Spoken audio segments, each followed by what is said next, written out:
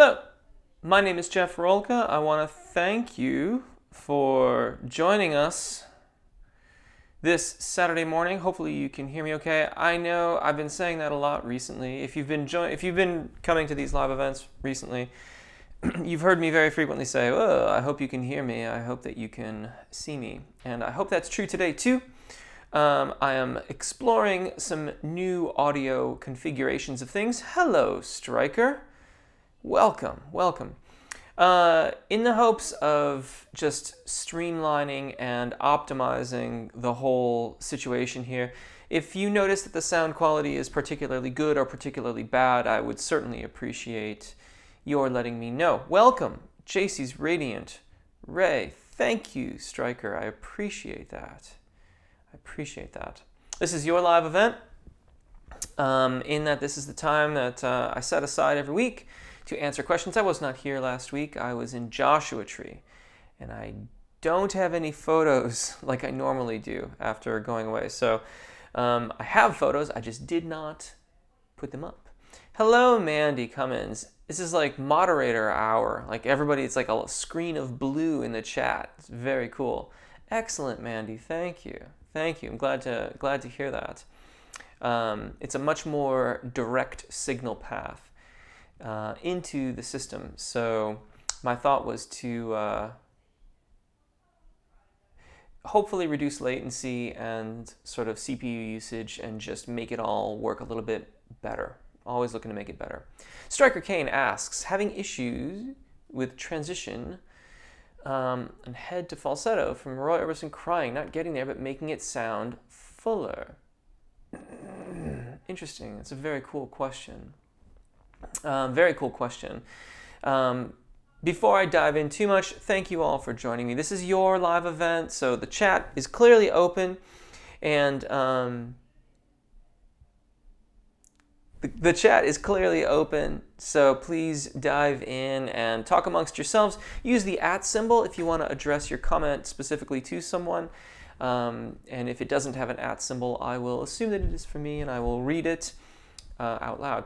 Yeah, okay, so, well, the thing is, Striker, of course, I know that you study with someone, and I always tread with caution when I know that, you know, there is another singing instructor involved. I never want to overstep my bounds.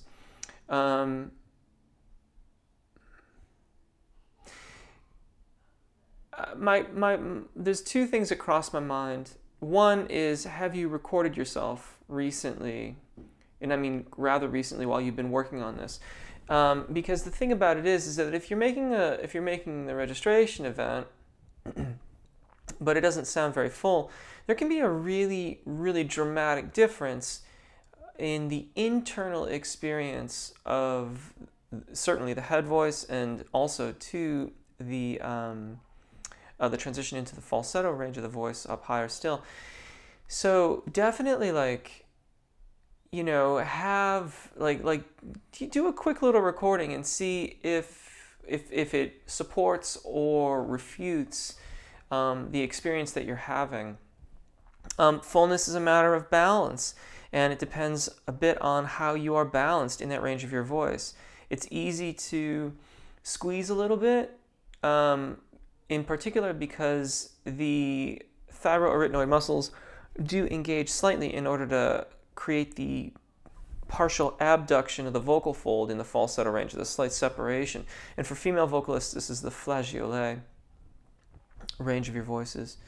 And so that can easily get overdone, and oftentimes we need an awful lot of breath energy in order to sound consistent when we're making that next registration event. So do a quick recording, assess your breath energy as you're up there. Generally speaking, like really fast exercises can be good in reconciling those differences. So like think octave arpeggios done really quickly. Whoops, not like that.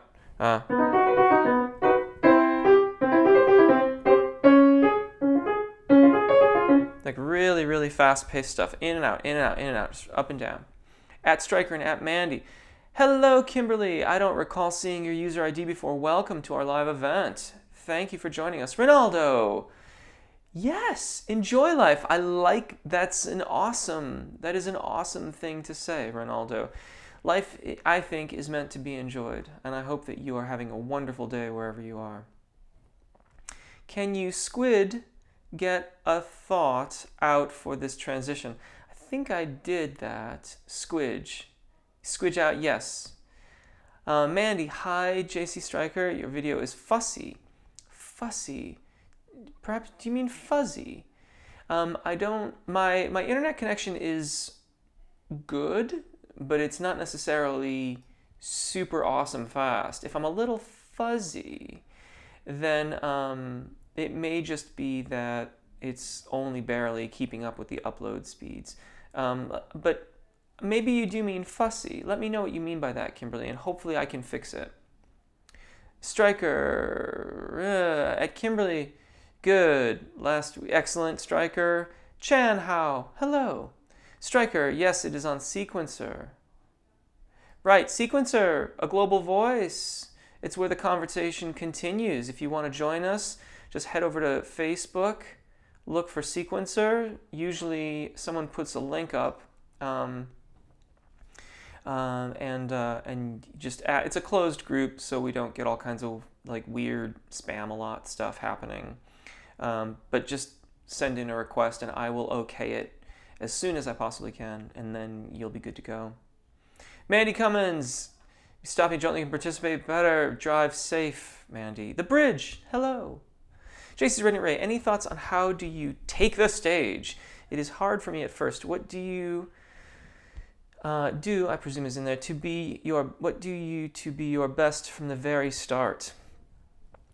Yeah, that's a cool question. So first and foremost is, I think this is going to be slightly different for just about everybody, because we start talking about sort of personal rituals before getting on stage. The best times I have ever felt on stage were when basically there was like zero transition from what was happening in the green room or backstage to what was happening on stage. So I was with the band and we were actually singing Beatles covers. So we were just back there like with acoustic guitars, singing songs, just basically making music. And then walking on stage, it just didn't feel any different. It was just a continuation of what had already been happening. I've tried all kinds of different stuff in the past. I've tried, isolating myself. I've tried, acting like nothing was going on. I've tried any number of different things. That one really felt the best. Yet by the same token, one of perhaps the best performances I've ever done was when I was just in isolation and allowed to kind of just be by myself, and then in this instance briefly with my accompanist, and then heading out to perform. So I think it bears observation. If you're performing regularly, then you get opportunities to do this all the time. I would suggest to you as well that rehearsals are performances too. Anytime you're not by yourself in a practice room or wherever it is in your home that you practice, that though it's still a rehearsal and it's not entirely a performance, there is still an aspect of that to it. And then, of course, there's all the other things that go along with this too. The foodstuffs beforehand,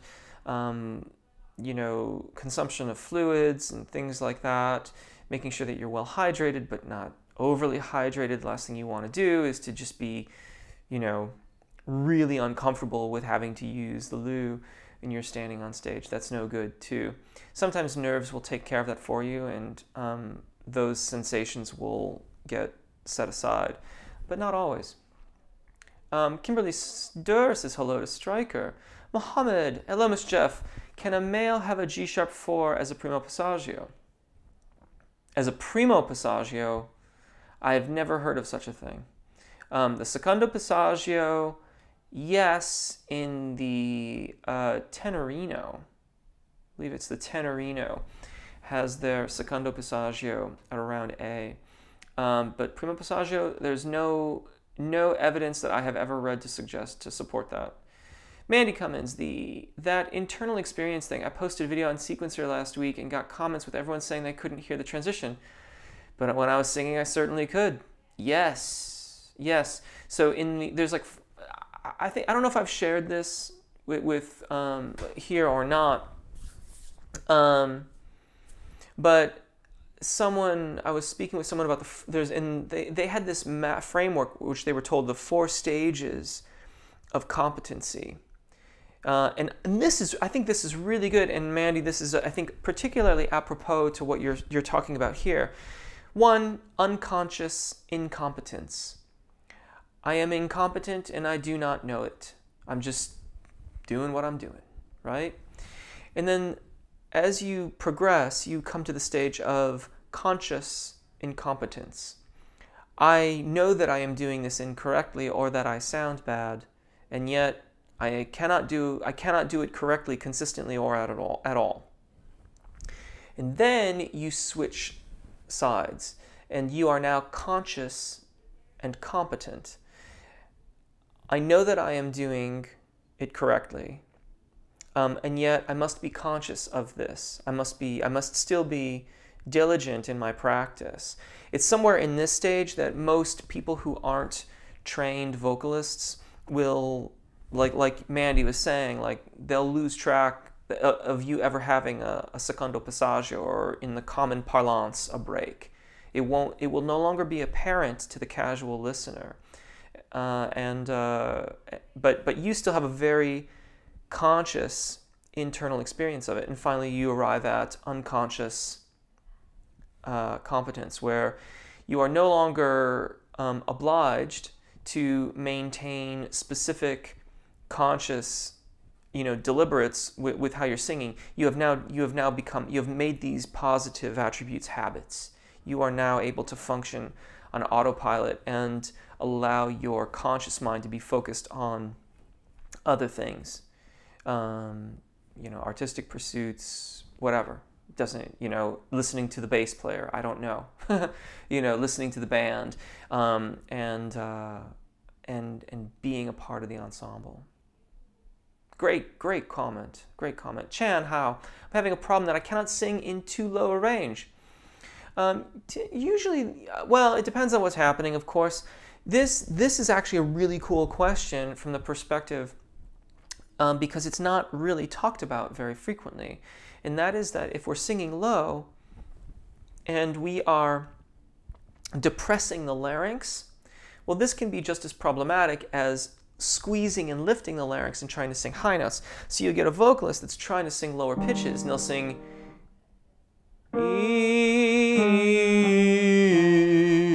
and they're like, really pushing it down. Now, how you approach those low notes will vary slightly depending on your fach, depending on how your voice operates, your vocal range designation, if you prefer, soprano, alto, tenor, mezzo, baritone, yada, yada, yada. But in general, at least as a starting point, think about being lighter and brighter in order to maintain a more neutral laryngeal position.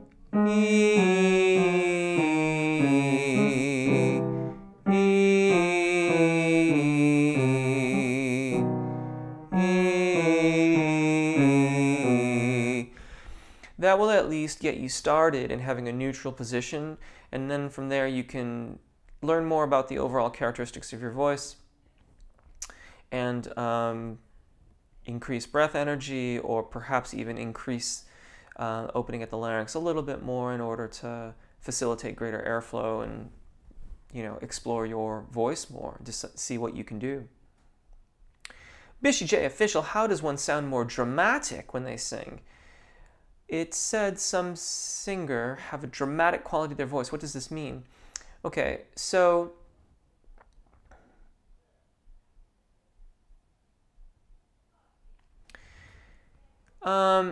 this is a really interesting question. I don't know exactly what you mean by that. There are two immediate pathways that we could explore. One is just someone sounds really dramatic, like they have a lot of emotion in their voices or in their delivery, or they have this rather like this quality to their voice that you find to be rather evocative. Okay, that is largely subjective. And then there are the classifications of like the dramatic baritone, which is a vocal fach, okay? Or there's the dramatic tenor. And that, the term dramatic is derived from the fach of the voice in conjunction with the operatic roles that vocal fach is considered to be appropriate for. So those dramatic baritones and dramatic tenors are they tend to be slightly heavier voices without being the most heavy or low of the fach. So like the dramatic baritone is going to have an overall vocal tessitura or overall vocal range, if you prefer, that does not have necessarily the high response that a lyric baritone would. Yet this voice is not also more of the bass baritone lowness, but it has its strengths and power in its mid to lower range, and that made it appropriate for the dramatic roles taken from opera. And that's how we have arrived at that classification. So I'm not sure which of those you exactly mean. Perhaps, you know, it seems like it's probably a slow Saturday. If you're still there, maybe give me more clarification on what you mean exactly, and I can expound upon what I'm talking about. Sophia, hello. I do not recall seeing your user ID here before. Welcome. Striker, I love the fast octave king. Fast octave king. That's what we should all be, fast octave kings. I do it, and queens, of course. I do it a lot now, and it does help me transition everywhere easily at a lower air pressure. We're working adding more pressure and increase the resonance. Sounds about right. Ronaldo, by the end of the year I'll be in LA. Welcome to LA. LA is a very cool place. I've always enjoyed my time there. Sophia Hambuda, what do you do for a living besides YouTube and being a vocal coach? Just curious. This is what I do.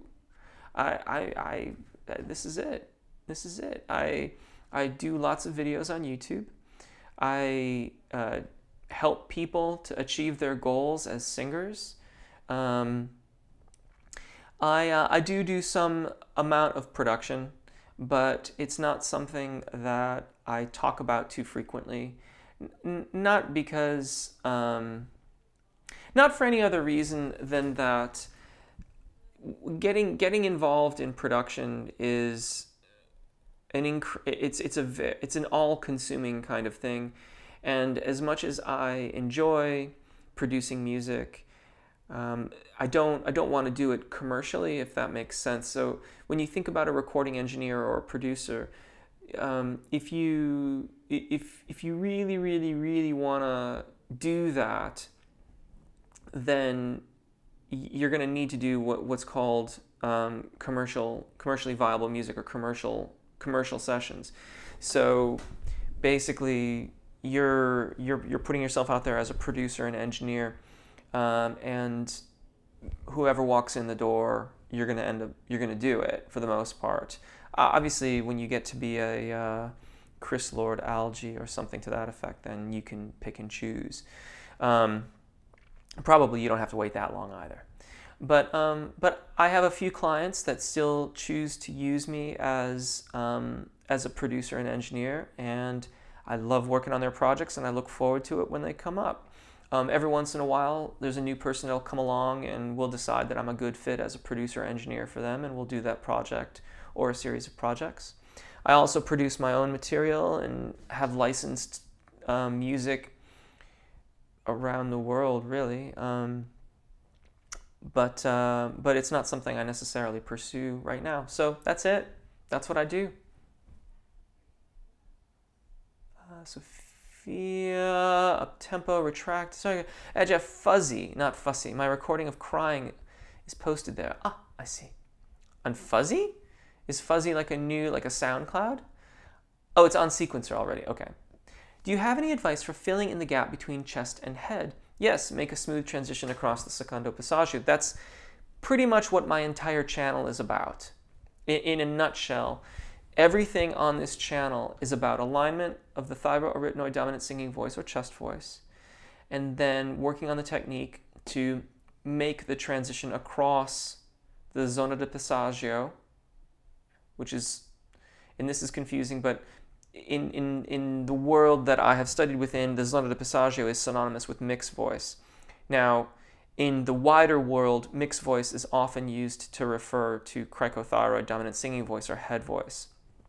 That is unfortunately confusing because, of course, if I say zona de passagio, it's easy to say, what does that mean? And if I say the mix range, then the immediate connotation is that it's above the secondo passagio or above the break in most cases, and that's not what I'm referring to. I'm talking about the space between the primo passagio and the secondo passagio, and it's your transition through that area and how you balance the muscle control and airflow through there that will fill in the gap so that there's no longer a perceivable transition. Ansley, hello. I do not recall seeing your user ID. Welcome. A lot of new folks today. Up, mix it up. Whoa. In here, I thought it was a quiet day. I'm just going slow. Mohammed, I unintentionally get my jaw super tense when navigating through my passagio. What should I do to stop this habit? Yeah. Okay, so, you know, Mohammed, I see that Stryker has said just relax. Unfortunately, I don't find that sort of... if we could just relax, then that would solve many of the issues around our phonation, because release of the TMJ joint musculature, and in order to allow the jaw to be more flexible, if you have the habit of tensing the jaw muscles, well, it's a habit, and habits are very hard to work around. One of the good workarounds for that is, Mohammed, in a comfortable range of your voice, and please don't misunderstand this, we're just moving the jaw here. So the idea is that we're going to consciously move the jaw open and closed. This is not to suggest that the positions that we're attaining in this exercise are in fact advantageous for the pitches that we're singing. They're probably going to distort the pitches a little bit. The goal here is to become increasingly aware of the tension in the musculature, the TMJ joint or the jaw, and learn to be more flexible. So what you do is something, and you can choose whatever vowels you want.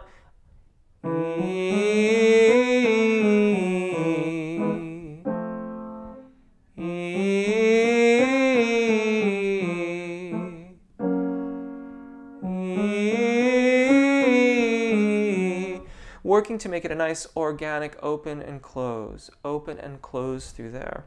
This will help you increase the awareness of how you are gripping and holding on, and ideally let you start to release that musculature so that the jaw can be in an appropriate position for wherever you are. If you find that it's really difficult to do that, you can put a couple fingers on your chin, and that can help you too.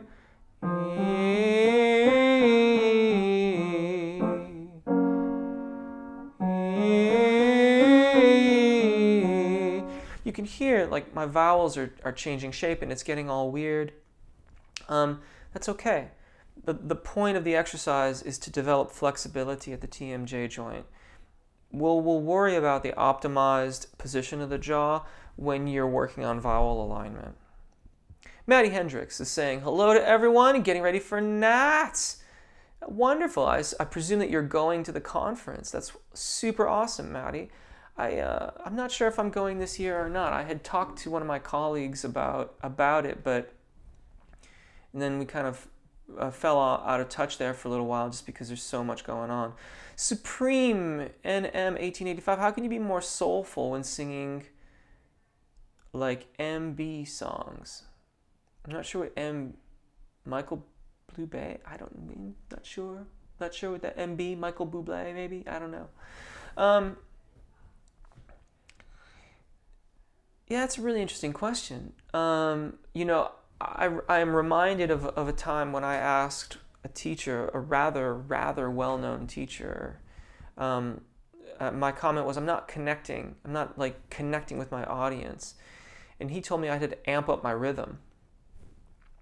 And at first I thought that was a little bit dismissive, but after giving it more thought and actually practicing it, I realized like that my intensity of rhythm conveys so many things to the listener. Angular, articulate rhythms often are contrived to be kind of direct and to the point, and things that are more legato and perhaps are smoother around the edges, they are rhythmically perhaps a little bit more softer in rhythm. They're not quite so angular, they're more legato. Generally can be perceived as being rather emotional, sometimes sad or dramatic.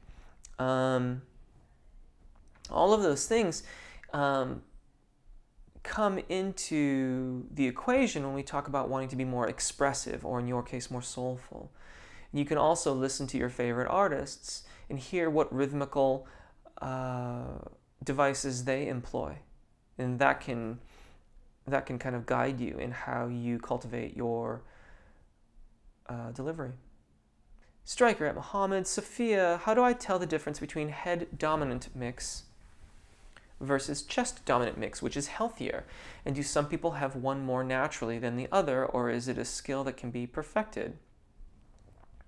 Sophia, okay, it's a very interesting question, and my answer in some respects varies depending on what genres you are predominantly singing. If you are a female vocalist and you're predominantly singing classical repertoire, then it is quite common for the cricothyroid dominant singing voice, which would be commonly referred to as the head voice, to be extended quite below the secondo passagio. In my practice, because it's primarily around popular genres,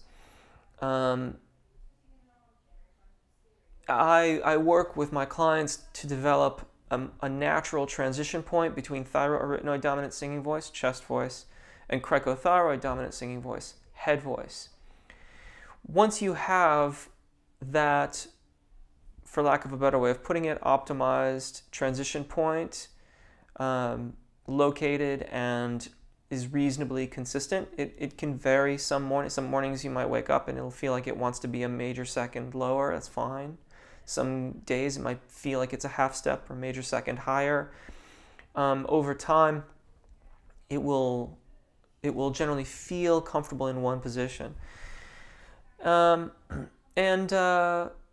then you can make some more decisions about what is appropriate for the genres that you are singing and the needs of your voice. Generally speaking, our voices are healthiest when we are making those transitions at the location of the secondo passagio. So that eliminates vocal strain in terms of pulling chest over the secondo passagio, and it also reduces tension as we descend lower, so that you're not trying to keep the vocal fold in an elongated position when it naturally wants to contract and be in the thyroarytenoid dominant position. That being said, generally speaking, there aren't as many problems with extending the cricothyroid dominant singing voice down as there are with extending the thyroarytenoid voice or chest voice up. That's when you talk about pulling chest or squeezing out high notes, that's what that is. So, yeah, when properly used and with practice, then the transition becomes seamless to the casual listener, which I was talking about earlier with Mandy. And is perfectly healthy, and generally speaking, there's no deleterious effects. Fatigue and other issues such as that are more common with other practices. Sophia, oh, yes, yes, it's a skill, and all vocal folks can do this. Not counting individual differences where an individual's vocal instrument may in some way be compromised, or it's, I mean, you know, in the realm of human existence, it's impossible to say there is no exception to this rule. The overwhelming trait in the human voice is that it has these capabilities to allow the cricothyroid, posterior and anterior muscles to rotate the hyoid cartilage and elongate the vocal fold, and that gives you the seamless transition from chest voice to head voice. Kimberly Durr. Fuzzy. Also, this is my first time here, but I faithfully watch your videos for vocal exercises. Wonderful. I'm a mezzo-soprano, been on vocal rest since 2015. Wow, what happened? What happened that you've been resting for this long? Well, thank you, Sophia. I really appreciate that. I really, really appreciate that. And for those of you that I realize I may be far behind on the comments, I'm working my way through here. If I don't get to your comment, please copy and paste it into the comments of this video, and I will answer it. Also, some of you may have noticed, if you follow, I'm going to start live streaming answers to comments that I get in the comment sections, because I think that I can probably convey more information more effectively in a video format.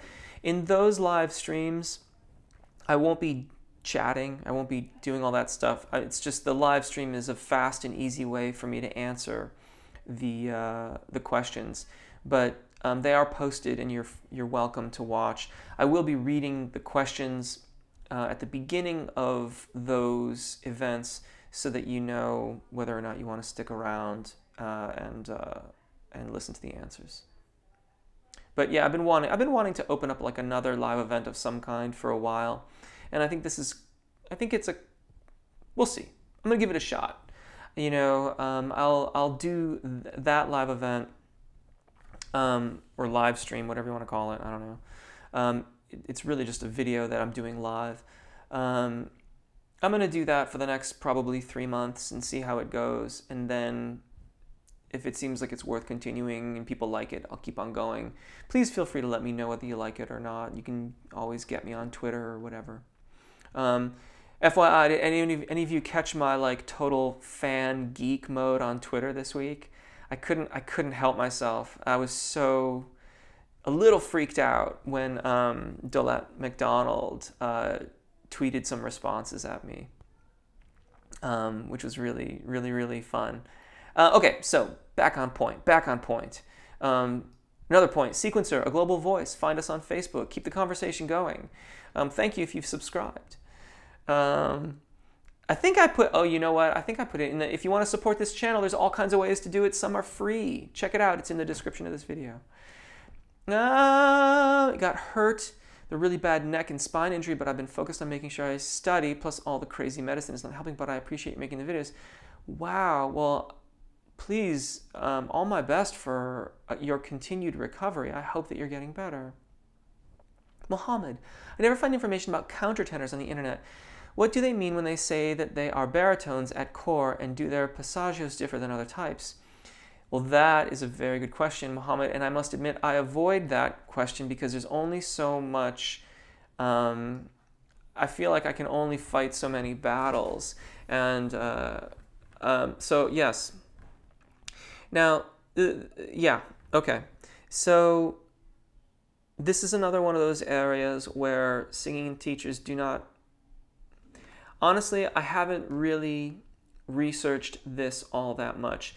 The singing teacher whose work I study, Richard Miller, who has passed away some time ago, maintains that countertenors are not, in fact, tenors, that they are, in fact, baritones, and that they have worked to really, really develop their falsetto range of their voices. And this is falsetto in the not the common sense of it. So when you have a when you have a baritone vocalist, right? The primo passagio is going to be somewhere around A or B flat below middle C. The secondo passagio will be somewhere, you know, D, E flat, perhaps even E. Above that, the transition into falsetto will be around G sharp A above middle C, right? So like someone asked a question this past week in the comments, which I have yet to address, about like, you know, baritone's range is from C sharp 2 to G4. Well, if you consider a smooth transition over the secondo passagio, yes, the C sharp 2 is a little bit low in truth, but I've been making the baritone videos to include the bass baritone range as well for the most part. But yeah, that's also why, like, when people ask me to make countertenor videos, I generally do not, I haven't yet, because the secondo passagio and the registration events for the countertenor in your mode of thought, or in my mode of thought, however you want to look at it, as a baritone vocalist with really well-developed registration events, the passagio points are the same as, you know, a baritone of their Fach who isn't practicing to be a countertenor. The countertenor is, in this instance, considered to be an affectation. Really extremely high male vocalists with registration event points at, you know, G, G sharp, A above, like the secondo passagio at that point above middle C, are either a tenorino or a lyric tenor. And so in that way, the countertenor is really a baritone vocalist who's just really, really developed that range of their voice. Great question. Great question. Thank you for asking. Kimberly Durr's got encouragement for Sophia. Hello, Mattie. Hello, Janet. Thanks, I get it. Striker Kane at Mattie. Strep Not Sheep. Mattie Hendricks at Striker. I've always had a decent head voice, but have been, this is Ansley Hendricks, but have been afraid to use it in high notes. I presume that's supposed to be. Anything for starters? I'm going to work on No One Is Alone, Into the Woods. Love that. Love that musical. Love that. Kind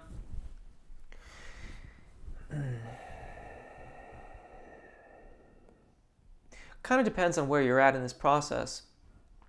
You say that your head voice is decent, so let's just assume that by decent you mean that you have a smooth transition and you have good consistent tone across the secondo passagio. This is all assumptions on my part, so I could be entirely wrong. Please correct me if that is in fact the case, or you know, confirm what I'm assuming here. But the fear is occurring, because you say afraid, but the fear is occurring in the actual application of it in performance. If that's the case, then one might approach this from a performance anxiety standpoint. You may also approach this from an implementation standpoint. From an implementation standpoint, I would take a really graduated, deliberate approach to your practice of the piece. So if you've never worked on it before, begin working through the melodies first with a lip trill.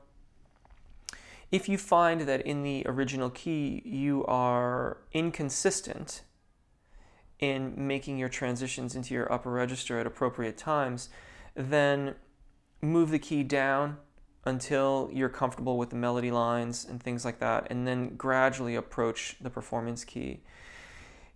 When I work on these sorts of things, implementation of this application of your voice, I use a lot of key changing and a lot of not singing the actual words, starting with just single vowel sounds once the lip trill is established in multiple keys, and doing the same thing with that single vowel. So moving it down once again to practice with a single vowel of your choosing. Find one that's very comfortable and that you have good consistent results with across the range of the melody. Again, bringing it down, perhaps even bringing it down in sections so low that it doesn't in fact go over your registration event. And then deliberately increasing the range or begin moving back towards the performance key, noting where the registration event occurs in the melodic line. This can be rather challenging, but I find that it really helps us to know where that registration event is and to come to anticipate it more. Also, the changing of keys can really, for lack of a better way of putting it, tune your ear so that you're really listening critically to the pitches that you're singing and how you're achieving them. And that acuity of listening is incredibly important when we're singing notes that are above the secondo passagio, or in our head voice if you prefer, cricothyroid dominant singing voice. So it's this multifaceted way of looking at the issue. There's some type of fear or something that's occurring here. So let's do all the things that we can do to remove the fear, to generate as much consistency of phonation or singing as we possibly can. Let's move it out of the performance zone, out of the area where we have to make the transition over the secondo passagio. Become comfortable entirely with the melodies, just a single vowel with the lip trill. And then gradually, as we know that melody, move it so that we're transitioning over the secondo passagio. As we move chromatically up into the performance key, we can then really know where that secondo passagio is. We can expect it and anticipate it, and that makes it more consistent for us to sing across it. And of course, that consistency also builds consistency of tone, so we sound the same as we sing across it. Performance anxiety is another thing entirely, and I don't know that that's what you're talking about, so I think I'm going to move on. But if that's part of it too, then please feel free. Like I said, I think it's kind of a slow day today, so let me know, and I can expound upon that a bit more. At Stryker, gosh, the chat filled up quickly. I'm probably going too slow. Yes, I am.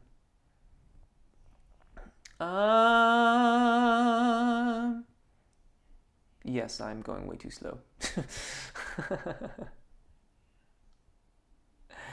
Where are we? Be encouraged. I read that.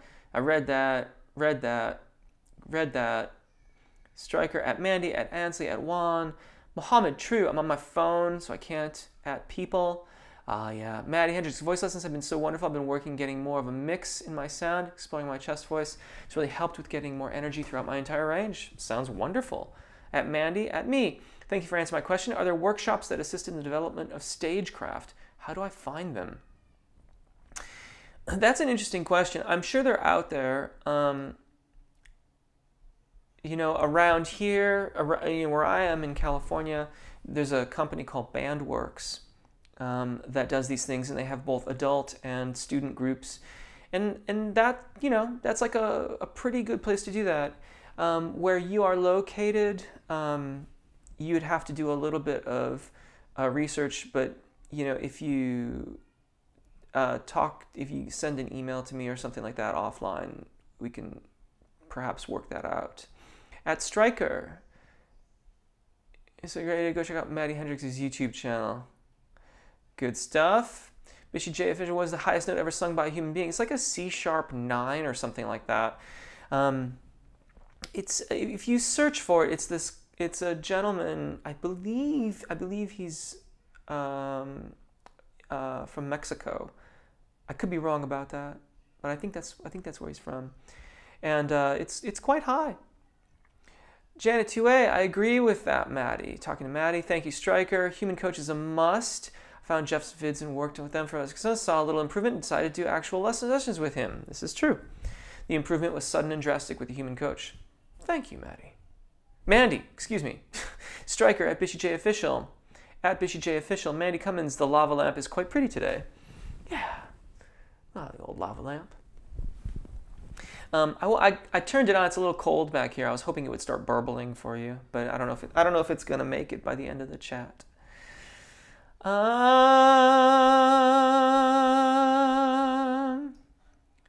Yeah, that's right. That is high.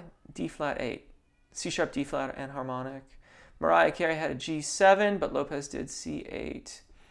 JC's Radiant Ray. Jeff Rolka, not to put you on the spot, but I would like to know, do you think vocalists are musicians? Do they need to be? Must I tie my piano to my voice? No. Well, yes. Okay. That's a very interesting question, JC's Radiant Ray. And please never worry about putting me on the spot. That's exactly what this is all about. And that's a big reason why I like doing these live events so much, is that it does put me on the spot, and it means that not that I wouldn't continue my own studies offline and in order to understand singing and phonation and how it all works more and more, but this keeps me sharp and it keeps me thinking, and it's great. Every once in a while, someone asks a question that I don't know.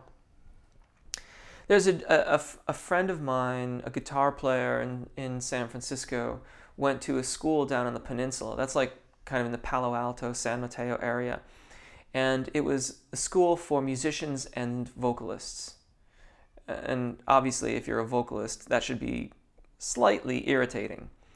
Because in some respect there, the connotation is that vocalists might not necessarily be musicians.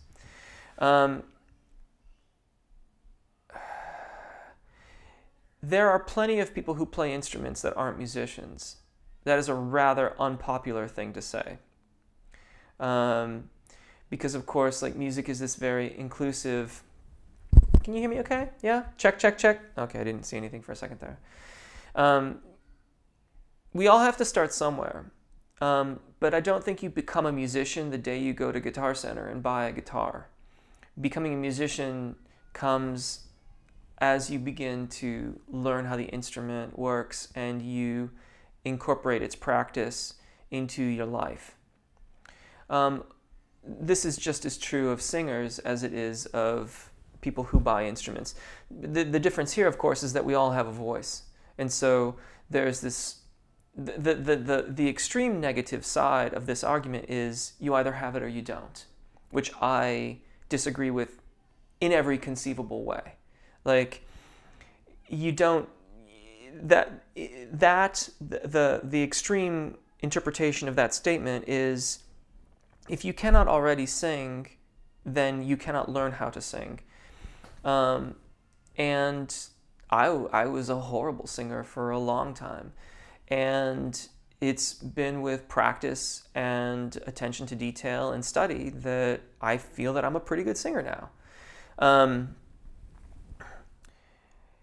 So the aspects of being a musician, you know, are greater than any one instrument.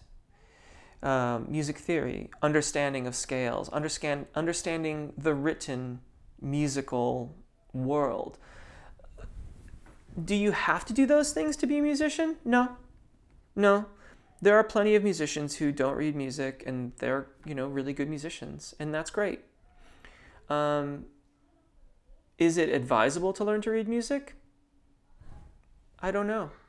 I don't know if the music that you are creating is entirely of an oral tradition, then there's no necessity to learn to read music. Right? However, if you want to work with a lot of different people and you want to communicate ideas quickly and efficiently, if you want to be able to understand the music that you are creating differently than just in an oral tradition, then learning to read, learning the fundamentals of music theory, I think are really, really important. For me, my appreciation of music increased so much the more that I learned about music, the more I learned about form and composition, and especially as my aural skills, my palette of understanding of solfege and aural skills increased, my appreciation of music just kept on going up and up and up, and still continues to go up and up and up. I feel like I appreciate music more and more every day for my continued practice of the craft. Kind of a long-winded response. So do we have to be? Not necessarily. Are we? Not necessarily. Must I tie my piano to my voice? No. But the study of piano, I think, is one of the most efficient ways to incorporate all of these skill sets under one roof. The study of piano is basically the study of the music theory system, harmonization, and counterpoint. It's kind of all contained in that study. And as you get more adept at it, then you can branch off, and the study of counterpoint results ultimately in the study of fugue. That's, in my opinion, the sort of ultimate expression of counterpoint. Individual moving lines all working together, creating both linear and vertical structures. It's brilliant. Brilliant. At JC Radiant Ray, finally got here. Miss Webster, welcome. I know I'm way behind everybody. I do apologize for that. Hello, Sleepwalker. Tenor message has been very helpful. Wonderful, Kimberly. I'm going to start going a little quicker here. Got here just in time to hear deleterious effects. You're very welcome, Mrs. Webster. You're very welcome. I find I try to avoid some of that sort of stuff, but that's when I'm stuttering. Like if you notice when I sort of stutter over my words and I find I have a hard time speaking, it's because I want to say deleterious effects, but I'm searching for something else. What are the tonal quality differences of a boy soprano and a female adult soprano? Goodness. Well, one, my description of it would be primarily subjective. Unless we get an oscilloscope out, we're just talking about what we're hearing. And I honestly wouldn't even know where to begin with that. My suggestion to you would be to listen to the King's College Choir, and then go and listen to, I'm thinking, McNair. I was listening to McNair yesterday, 2 days ago. Sylvia, I can't remember her first name. Sonia McNair. Gosh, what a beautiful voice. Listen to the King's College and then listen to her and see what you think. Aiden, what's the best way to sing with a completely relaxed larynx and still have enunciated words? Practice your vowel. Practice your vowel alignment and articulators separately. So, like I've shown you this exercise. Pardon me.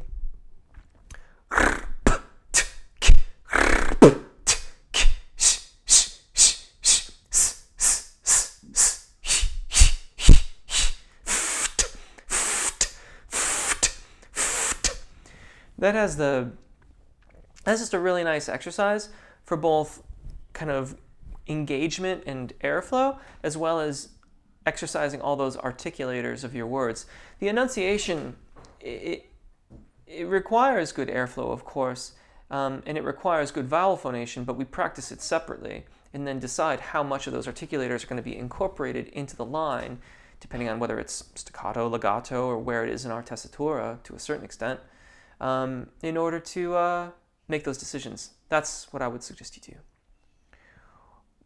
What is Jeff Buckley's Fock? I don't really know. He sings with a rather wide range, but I never worked with him in a lesson. I would only be guessing. Which I would prefer not to do. At Stryker, JC's Radiant Ray, we are not dumb vocalists. At Kimberly Durr, Mattie, I am participating in the NATS student auditions this Friday. Well, break a leg. Ever since my research project on NATS last September, I have been fascinated with it. Would love to go to a conference one day. Yeah. I haven't been yet. I've been a NATS member for, 5 or 6 years now. And I always think I'm going to go, but then for whatever reason, it just doesn't happen. But I would love to go.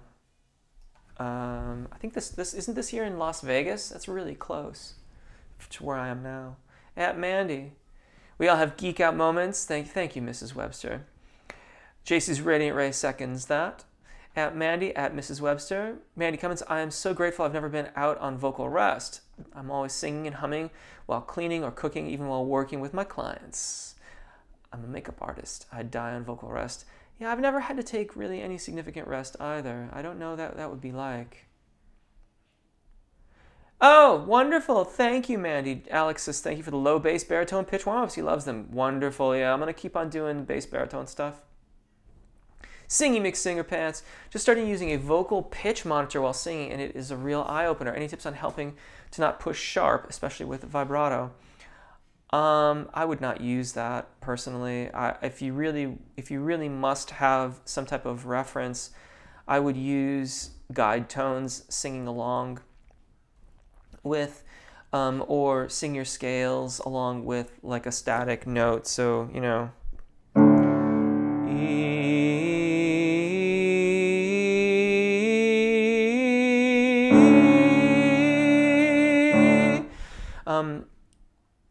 you know, I mean, I guess it's or maybe using a pitch monitor in conjunction with an aural thing, although I suppose if it's playing in the room, the pitch monitor might track that instead of you. But I mean, realistically, we don't, you know, if we're performing or we're practicing or singing in the studio, we're not looking at a needle waving back and forth. We have to listen for these things. So maybe work towards using it in conjunction with a pitch source so you can understand what you're hearing, and then work away from it. And furthermore, I mean, vibrato is a pitch fluctuation, so it's gonna create fluctuations on the pitch monitor. There's really no getting around that, and that is in fact the point of vibrato. Mrs. Webster, I got 3 octaves this week. Wonderful. You're welcome. You did the work. I appreciate that. I appreciate it.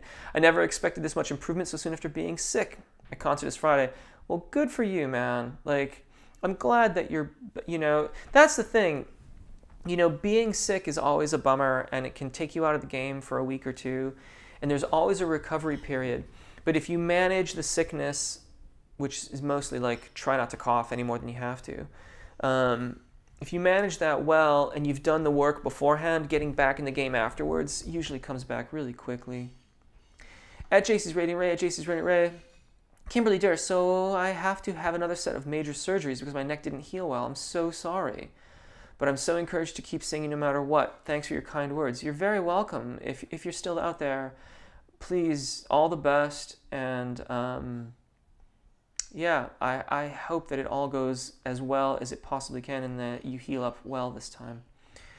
At Mattie Hendricks, at Mrs. Webster, thank you, at Mrs. Webster. High notes, not motes, of course, Ansley. Kimberly, stay strong. I think I'm way behind. So folks, I'm going to end up needing to ask you, if I'm not getting to your question, please copy and paste it into the comments section so that I can answer it a bit later on. I'm going to kind of scan through and see what I can do here. Juan, how do I know if my approach to high notes is healthy? Your fatigue level. If you're getting really fatigued, you're getting hoarse, you're losing your voice the day after you sing, it's not as healthy as it could be. Hills, musical endeavors. Hey, new here, love your vids, thank you. How do you know if you are forcing your vibrato or that is a natural, though controlled one? Usually it'll have a choppiness to it if it's forced. So if you're singing along,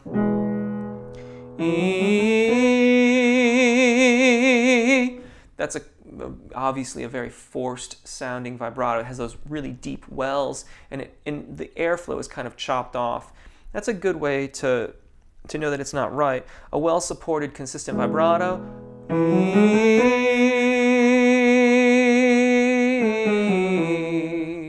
That wasn't a particularly wide vibrato, but you can hear that it's smooth and contiguous throughout the peaks and troughs. Janet 2A, hello Mrs. Webster, at JC Rainier. I do have performance anxiety, stage fright, in fact. Yeah, I've done a few videos on that. Maybe check those out, and if you can come back to another live event, or post a question in the comments here. We can talk more about it. Kimberly Durr, I've noticed my vocals have changed. Jeff, is this normal because of the medicines? Injuries, and I even have severe chronic... Oof.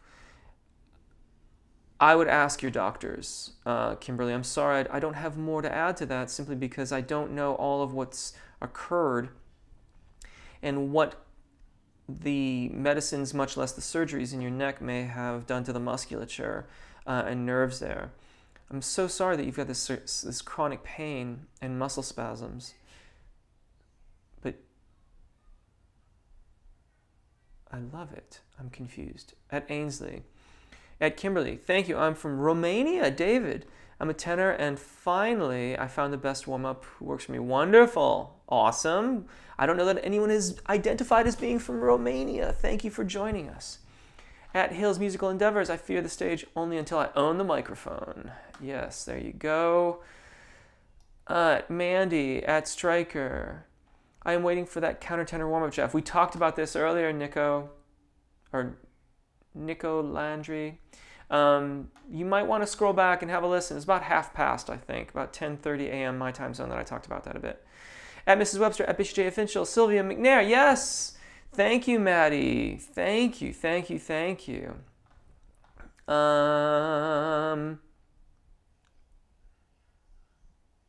At Sleevo, sweet beatbox. I can beatbox a little bit. I'm not going to do any more of that right now. I think that... Wait, beatboxing demo at 12:53 to return later. Ainsley. Hi, baritone here. I find it hard to attack notes under D3. Feels like I can't start the engine.